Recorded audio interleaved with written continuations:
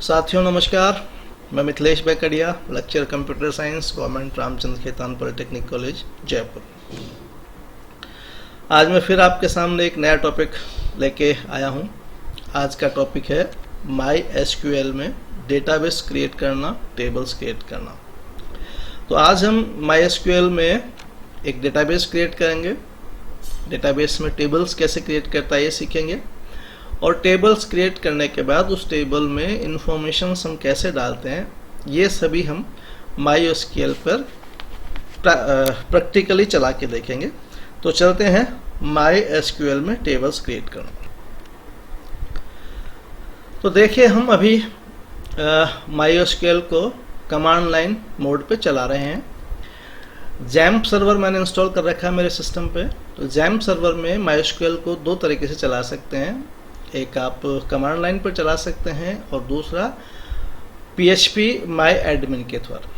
तो हम जो है इसको कमांड लाइन के द्वारा चला रहे हैं, वो होती है।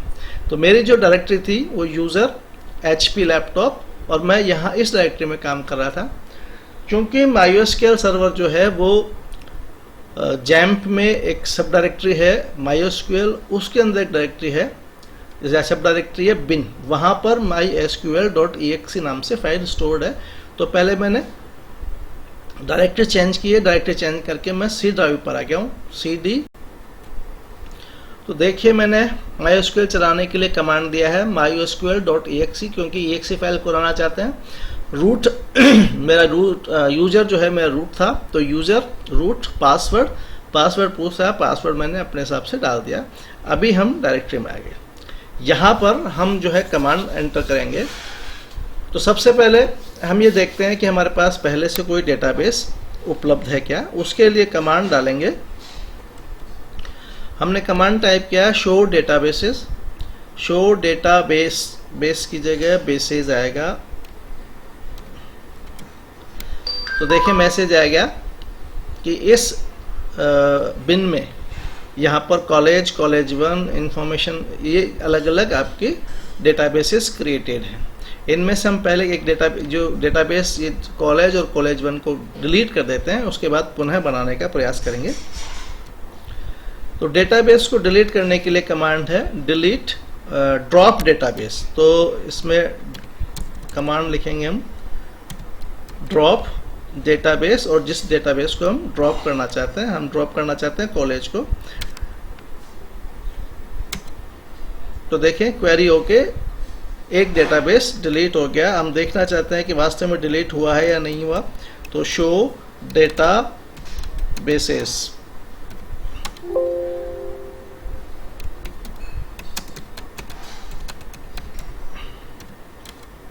तो देखें पहले से हमारे पास यहाँ पर दो डेटाबेस थे, कॉलेज 1 और कॉलेज नाम से, वो दोनों डिलीट हो गए हैं। अब हम डेटाबेस क्रिएट करेंगे। डेटाबेस क्रिएट करने के लिए जो कमांड था, वो जो स्टेटमेंट है क्रिएट डेटाबेस, और उस डेटाबेस का नाम जिस नाम से हम डेटाबेस क्रिएट करना चाहते हैं। तो हम क्रिएट करना चाहते हैं कॉलेज के नाम से। स्टेटमेंट टाइप किया क्रिएट डेटाबेस कॉलेज। देखें ये query okay, it means database create हो गया। चेक करते हैं शो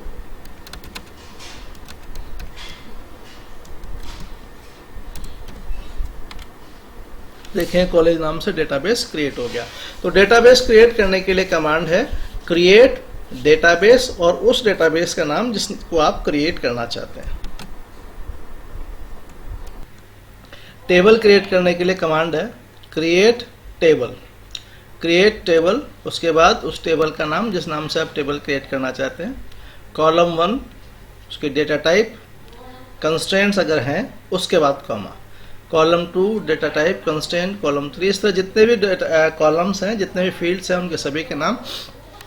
और प्राइमरी की अगर है उनमें से, तो प्राइमरी की का नाम।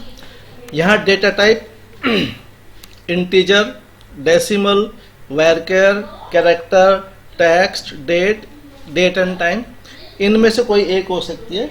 इसके लिए एक वीडियो अपने पहले डाल रखा है डेटा टाइप्स इन एसक्यूएल, उसको आप देखें।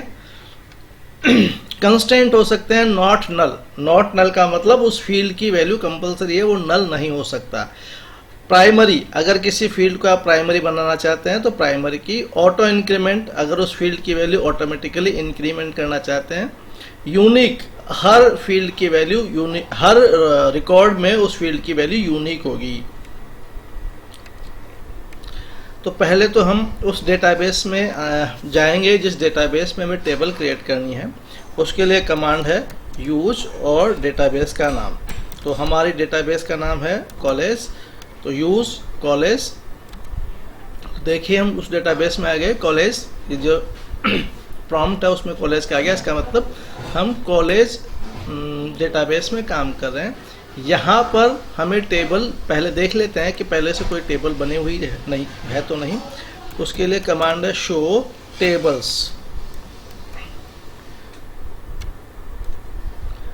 अभी स्टूडेंट नाम की टेबल क्रिएट हो रखी है, इसको मैं पहले डिलीट कर देता हूँ। डिलीट करने के लिए कमांड है ड्रॉप टेबल।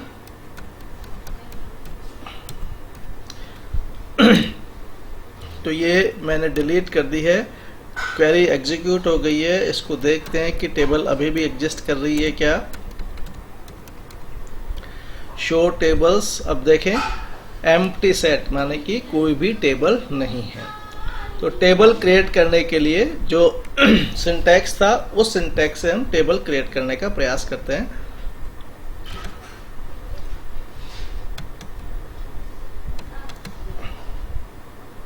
देखते हैं हमारे पास कोई टेबल है क्या। शो टेबल्स, तो देखिए हमारे पास कोई भी टेबल नहीं है। अब हम टेबल क्रिएट करते हैं। टेबल क्रिएट करने का सिंटैक्स हम देख चुके हैं।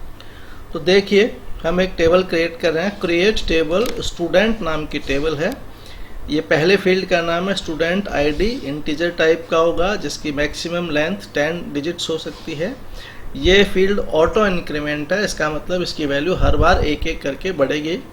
दूसरा फील्ड है एल नेम, ये हमने लिया है कैरेक्टर वेर कैर टाइप का। देखो यहाँ हमने कंस्टेंट शो किए हैं लेकिन सेकंड फील्ड में हमने कोई भी कंस्टेंट शो नहीं किया।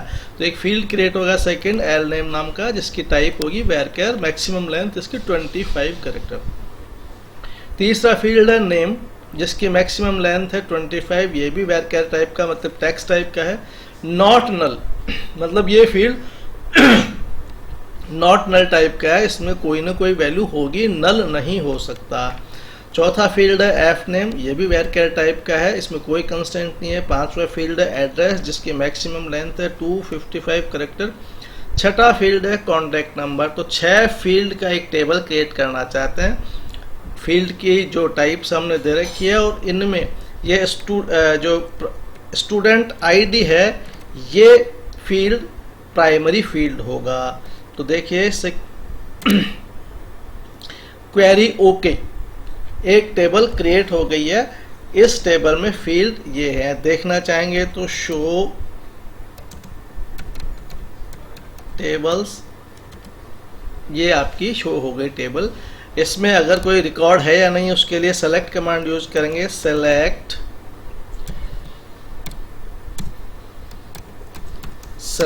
स्टार फ्रॉम स्टूडेंट, जो टेबल हमारी है। तो देखें एम्प्टी सेट, कोई भी रिकॉर्ड हमारे पास उपलब्ध नहीं है। अब हम इस टेबल में रिकॉर्ड इंसर्ट करने के लिए देखते हैं। तो रिकॉर्ड इंसर्ट करने के लिए क्या कमांड था। रिकॉर्ड इंसर्ट करने के लिए 2 अलग अलग वेरिएंट हैं, कमांड है या स्टेटमेंट है। इंसर्ट इनटू टेबल का नाम, जिस टेबल में इंसर्ट करना चाह रहे हैं, कॉलम 1 क्या है, कॉलम 2 क्या है, कॉलम 3 क्या है।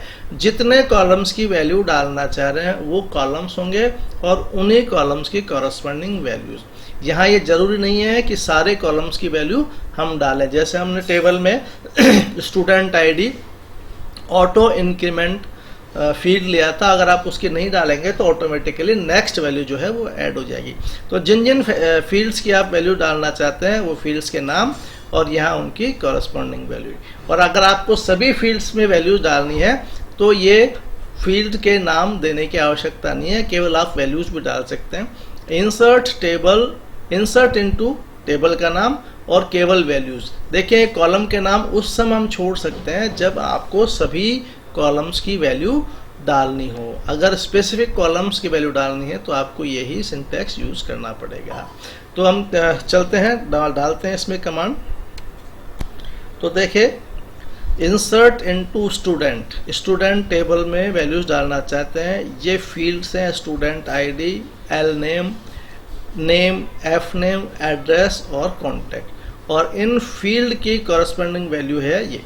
जो वैल्यू इंटीजर टाइप की है, न्यूमेरिक है, उनको आप कोट्स के बिना डालेंगे, और जो स्ट्रिंग टाइप की है, वैरचर है, उनके डबल कोट्स लगाएंगे। तो पहला स्टूडेंट आईडी की वैल्यू 1 है, एल नेम की वैल्यू है शर्मा, एन की नेम की वैल्यू है अमित, एफ नेम की वैल्यू है राजकुमार, एड्रेस है जोशी कॉलोनी ब्रह्मपुरी, और कॉन्टैक्ट नंबर 9414321357।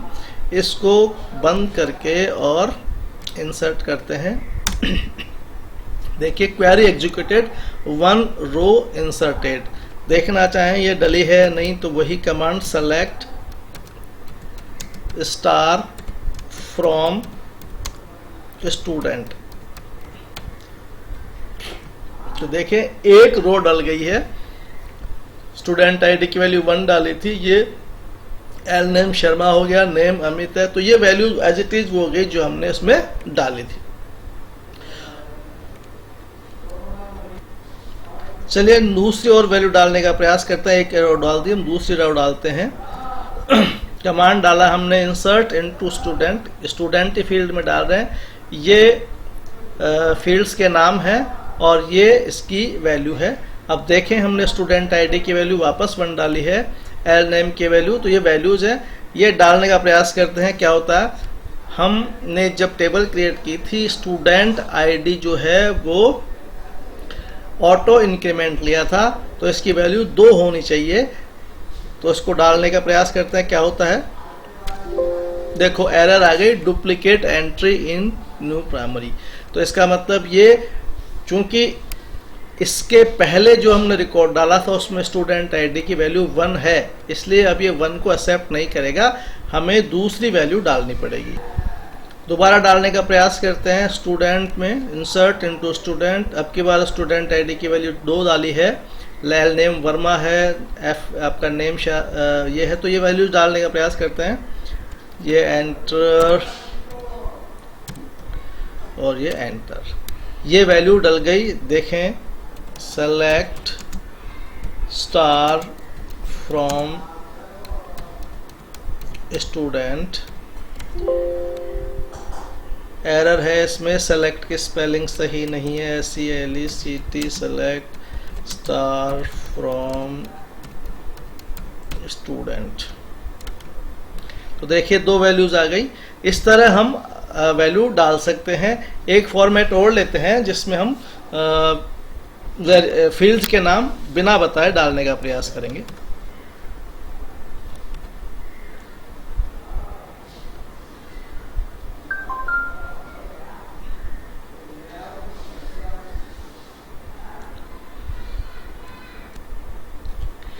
एक रिकॉर्ड और डालते हैं। इस बार देखें हमने फील्ड के नाम में स्टूडेंट आईडी फील्ड नहीं डाला है और ना ही उसकी वैल्यू डाली है, तो ये ऑटोमेटिकली इसकी वैल्यू से लेनी चाहिए। कमांड को रन करते हैं। ओके, एक रो डाल दी गई है। इसमें क्या क्या वैल्यूज डाली है देखते हैं। तो कमांड है सेलेक्ट स्टार फ्रॉम स्टूडेंट। अब देखें ऑटोमेटिकली इसने 3 वैल्यू यहाँ पर डाल दी। तो ये जो वैल्यू, जो फील्ड हमने लिया था जिसमें कंस्ट्रेंट डाला था ऑटो इंक्रीमेंट, उस फील्ड की वैल्यू हर रिकॉर्ड के लिए ऑटोमेटिकली नई वैल्यू डालेगा। तो इस तरह से हम बहुत सारे रिकॉर्ड डाल सकते हैं। एक एग्जाम्पल और लेते हैं जिसमें हम फील्ड के नाम नहीं डालते हैं और उसको डायरेक्ट केवल वैल्यूज इंसर्ट कराने का प्रयास करते हैं। इस बार हमने फील्ड के नाम नहीं डाले हैं, इंसर्ट इनटू स्टूडेंट और केवल वैल्यूज डाली है। तो जो दूसरा वेरिएशन था, दूसरा वेरिएंट था इंसर्ट इनटू स्टेटमेंट का, जिसमें अगर सभी फील्ड्स की वैल्यू आपको डालनी हो तो ये आप फॉर्मेट यूज कर सकते हैं। हमने सभी फील्ड्स की वैल्यू डाल दी है। ये अब हमें ध्यान रखना पड़ेगा कि हमारे टेबल क्रिएट करते समय हमने कितने फील्ड क्रिएट किए थे और वो किस किस टाइप के थे और उनकी सीक्वेंस क्या थी। तो यहाँ फील्ड की वैल्यूज़ की सीक्वेंस और उनके टाइप एज इट इज़ वही होनी चाहिए जो टेबल क्रिएट करते समय हमने कमांड दिया था। अब देखें मैसेज आया डुप्लीकेट एंट्री 2, क्योंकि ये 2 नाम से हम पहले ही वैल्यू डाल चुके हैं। तो ये हम इसको 4 ले लेते हैं और इसको डालते हैं 1 रो अफेक्टेड। देखना चाहें डली है या नहीं डली, तो देखिए 4 वैल्यूज डल गई हैं। तो इस तरह हम टेबल क्रिएट कर सकते हैं और नंबर ऑफ रिकॉर्ड्स हम 1 बाय 1 डाल सकते हैं। एसक्यूएल में टेबल्स बनाना, डेटाबेस क्रिएट करना, डेटाबेस को यूज करना, डेटाबेस डिलीट करना यानी कि ड्रॉप कमांड, टेबल्स डिलीट करना, टेबल्स में जो रिकॉर्ड्स है वो इंसर्ट करना और इंसर्टेड रिकॉर्ड्स को देखना, ये सभी आप समझ गए होंगे। धन्यवाद।